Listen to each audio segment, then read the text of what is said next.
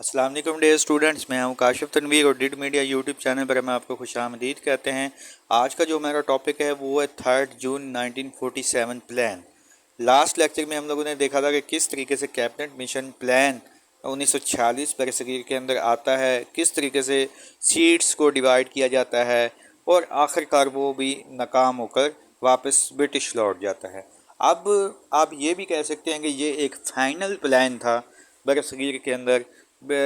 جو کہ برٹشرز نے بھیجا تھا، اور اس پلان کے بعد تو آپ یہ بھی کہہ سکتے ہیں کہ ایون کہ جو بھی مطلب کہ برصغیر کی ڈویژن ہو گئی تھی، اس کے بعد فردر آپ یہ بھی اس کو نام دیا جا سکتا ہے کہ یہ ایک لاسٹ پلان تھا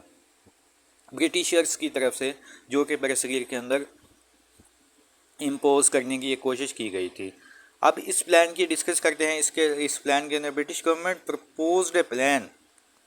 announced on 3 جون 1947 کہ برٹشرز نے 3 جون 1947 کو ایک اور پلان پرپوز کیا، ایک اور پلان کو پریپیئر کر کے برصغیر کے اندر بھیجا۔ اب اس پلان کے اندر دیکھتے ہیں کہ ایسی کیا کیا خاص باتیں تھیں جو کہ پہلے والے پلانز میں نہیں تھی۔ Principle of partition of British India was accepted by British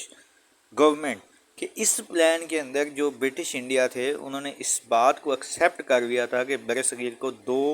حصوں کے اندر ڈیوائیڈ کر دینا چاہیے۔ ہم نے اب اس کو 2 فردر حصوں کے اندر ڈیوائیڈ کر دینا ہے۔ مطلب یہ کہ اس پلان کے اندر یہ بات واضح کر دی گئی تھی کہ برصغیر کو ہم 2 آزاد ریاستوں کے اندر تقسیم کر دیں گے اور ہمارا اس کے اوپر کسی قسم کا بھی کوئی تسلط نہیں ہوگا۔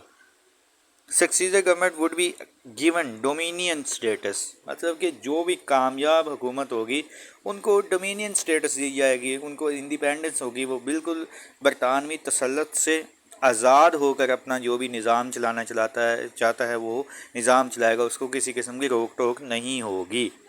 آگے ہے autonomy and sovereignty to both countries, دونوں کنٹریز کو مکمل طور پر خود مختاری ہوگی، اور ان کے وہ سوورینٹی، اپنی سوورینٹی کے لحاظ سے اپنے رول آف لاء کے مطابق وہ جو بھی ڈیسیژن لینا چاہتا ہے وہ لے سکتا ہے، ان کو کسی قسم کی آپ یہ کہہ سکتے ہیں کہ روک ٹوک نہیں ہوگی۔ اب یہاں پہ ایک ڈیئر اسٹوڈنٹ سوال آپ لوگوں کے ذہنوں کے اندر آنا چاہیے کہ آخر اس پلان کے اندر ہی کیوں یہ بات کی گئی؟ حالانکہ آپ لوگوں سے میں نے سارے پلانز ڈسکس کیے، ہم نے پیچھے 1857 سے 1947 تک تمام آپ کہہ لیں کہ ہسٹری کو ڈسکس کیا ہے، پڑھا ہے ہم نے کہیں پہ بھی نہیں دیکھا کہ برٹش نے یہ بات کی ہو کہ ہم برٹش انڈیا کو 2 حصوں کے اندر ڈیوائیڈ کر دیں گے یا ہم آپ کو آزادی دے دیں گے۔ تو اس کا ہسٹوریکل بیک گراؤنڈ بھی آپ لوگوں کو جاننا ضروری ہے۔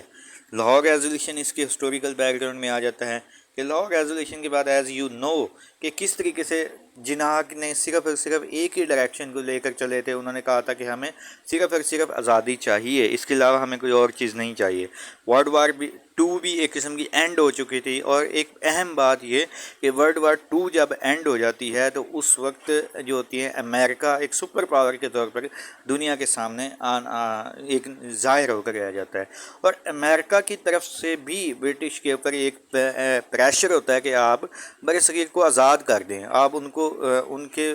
جو ہے آپ ان کے اوپر اپنا جو بھی آپ کا تسلط ہے اس کو ختم کر دیں۔ تو ایک یہ بھی بڑا ایک اہم پریشر ہوتا ہے۔ کرپس مشن بھی ہوتا ہے، آپ یہ کہہ سکتے ہیں کیبنٹ مشن پلان بھی، وہ کسی طریقے سے آپ یہ کہہ سکتے ہیں کہ وہ مختلف طریقے تو اپناتے ہیں کہ کسی طریقے سے برصغیر کے جو بھی نظام ہے اس کو سارٹ آؤٹ کیا جا سکے، پرابلمس کو حل کر سکیں، اور کسی طریقے سے جو ہوتے ہیں وہ اپنے نظام کو چلا سکیں۔ آخر کار وہ کیا کرتے ہیں، ایک لارڈ ماؤنٹ بیٹن، آپ اس کو آخری وائسرائے بھی کہہ سکتے ہیں، اس کی قیادت میں اس کو بھیجتے ہیں، اس کو کہتے ہیں کہ جو ہے آپ جائیں برصغیر کے اندر کسی طریقے سے بھی جناح کو منائیں، اور ادھر سے کانگریس کو آپ راضی کریں، اور کسی طریقے سے اس کو بس علیحدہ کر دیں، ان کو آپ ان کے درمیان میں پرابلمس کو سلجھا کے ان کو بس 2 حصوں کے اندر ڈیوائیڈ کرنا ہے ہم نے۔ اور یہ مطلب کہ ایسے سمجھ لیں کہ یہ اس کی رسپانسبلٹی لگا کے اس کو بھیجتے ہیں لارڈ ماؤنٹ بیٹن کو برصغیر کے اندر۔ اب ماؤنٹ بیٹن جب برصغیر کے اندر آتا ہے تو اس کی بھی اپنی بھی ایک سازش ہوتی ہے۔ ماؤنٹ بیٹن کی اگر میں بات کروں، لارڈ ماؤنٹ بیٹن وہ کیا ہوتی ہے، بیسیکلی لارڈ ماؤنٹ بیٹن دونوں جو ہوتے ہیں ریاستوں کا، انڈیا اینڈ پاکستان، جو علیحدہ ہو جاتی ہیں، ان دونوں کا وہ گورنر جنرل بننا چاہ رہا ہوتا ہے. اس کی وش ہوتی ہے کہ یہ بے شک علیحدہ ہو جائیں لیکن ان دونوں کا مشترکہ گورنر جنرل مجھے بنا دیا جائے. یہ بات وہ جناح سے بھی کرتے ہیں. جناح اس بات کو بالکل اسٹرکٹلی ریفیوزڈ کر دیتے ہیں. وہ کہتے ہیں کہ ہم نے انگریزوں کے تسلط سے ہی تو آزادی لینے کے لیے الگ وطن کا مطالبہ کیا، اور ہم دوبارہ سے آپ کو گورنر جنرل بنا دیں. پھر کس طرح کی آزادی؟ پھر ہم نے کیا اتنی اسٹرگل کیا، تو ہمیں فائدہ کیا ہوگا اس کا؟ تو مطلب یہ ہے کہ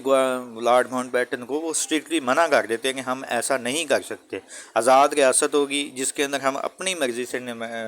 جو بھی ہوں گے نمائندے چنیں گے. اس بات کے اوپر لارڈ ماؤنٹ بیٹن کو بہت زیادہ غصہ بھی آتا ہے، لیکن کیونکہ برطانیہ کی طرف سے ایک پریشر بھی ہوتا ہے کہ کسی طریقے سے جو ہے نظام کو آپ نے سارٹ آؤٹ کر کے پرابلمس کو برصغیر کو دو حصوں کے اندر ڈیوائڈ کرنا ہے. آگے بھی وہ لارڈ ماؤنٹ بیٹن جو ہیں انڈین نیشنل کانگریس کے لیڈرز سے بھی ملتے ہیں کہ مجھے گورنر جنرل بنا دیا جائے. وہ کہتے ہیں کہ ٹھیک ہے، آپ جو ہے اس کو پارٹس کے اندر ڈیوائڈ کریں. تو وہ بلکہ پہلے وہ یہ کہتے ہیں کہ آپ جو ہے اس کو علیحدہ نہ ہونے دیں پاکستان کو، بلکہ ایک ہی ریاست آپ اس کو علیحدہ کر کے آپ پہلے گورنر جنرل بن جائیں.